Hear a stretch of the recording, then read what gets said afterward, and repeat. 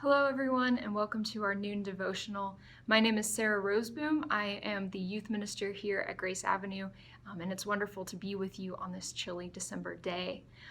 As you probably know, the end of Thanksgiving and the start of December brings us into the church season of Advent. And I really love Advent because it's a time of waiting and talking about and experiencing this preparation for Jesus to come. We mark the Sundays leading up to Christmas by talking about hope, peace, joy, and love, all things that Jesus offers to us when we let him become a part of our lives. This year, especially, I am captivated by this idea of Emmanuel, of God with us. I love that at Advent we can stop and think about what God with us really means. So my favorite Christmas hymn is O Come, Emmanuel, because it explores this idea. And this song is kind of sad. It expresses this sorrow that the world is not as it should be and asks God to come into the world. So the first verse of that hymn says, O come, Emmanuel, and ransom captive Israel, that mourns in lonely exile here, until the Son of God appear. So this hymn is referencing a time in Israel's history before Jesus, where the nation of Israel was conquered by Babylon and the people were exiled from their homes and were living in a foreign land.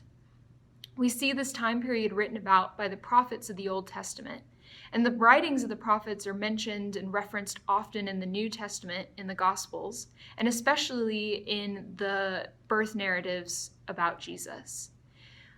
So in a time of exile, in a time of the world not being as it should be, these prophets predict not only the birth of a Savior, but God coming to dwell among creation. The Christmas story in Matthew quotes the prophet Isaiah, and in Matthew chapter 1, verse 23, quoting Isaiah chapter 7, verse 14, it says, Look, a virgin will become pregnant and give birth to a son, and they will call him Emmanuel, which means God with us. So Jesus' birth is the fulfillment of that prophecy in Isaiah. In a time when Isaiah and the people were calling out for God to be with them. In a time when Jesus's parents and family were calling out for God to be with them. In a time when the world was not as it should be, Jesus comes. And we know how that story ends. We know that Jesus is born and that God is with us. That's what we celebrate every December. And the refrain of O come, Emmanuel reminds us to rejoice in this. It tells us to rejoice that Emmanuel, God with us, has come.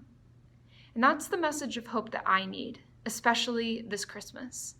In a year that feels so different, during a Christmas season that will look and feel so different than any I've experienced in my lifetime, I need that reminder that God is right there with us. In the sorrow and the uncertainty of this year, God is with me, and God is with you. So in my house over the last few years, as my brother and I have become adults, Christmas Eve has become a bit of a juggling game between all of the different church services and churches that my family is connected to. My parents are still very connected to the church that they raised us in. I've been on staff at a few different churches over the years and have had different responsibilities in helping lead worship on Christmas Eve. My brother's a musician, so he's often playing an instrument or singing in the choir or conducting the choir on Christmas Eve. And so we are kind of all over the map on Christmas Eve. I'm pretty sure last year, between the four of us in my household, we probably went to 8 or 9 different church services between a handful of churches in the area. Christmas Eve is chaotic, to say the least, in the Roseboom family. But my favorite part of the night is when we get home, after all of those church services, after driving around, usually after midnight, all 4 of us gather in our living room with our Christmas tree lit up and our nativity scene on our coffee table. And we pull out this small white candle and we light the Christ candle. And we read the story of Jesus' birth in Luke. And we remember that the light of Christ is with us. This moment of peace, of connection with my family after a chaotic day of running around, is my favorite Christmas tradition that we have. That flame, that candle, is a reminder that even in the chaos and even in the darkness of a cold December night, the light of the world is among us. God is with us. I don't know how many services we will be attending or helping with or live streaming from our home this Christmas Eve, but I know that at the end of the day, the people that I live with will gather and we will light a candle against the darkness.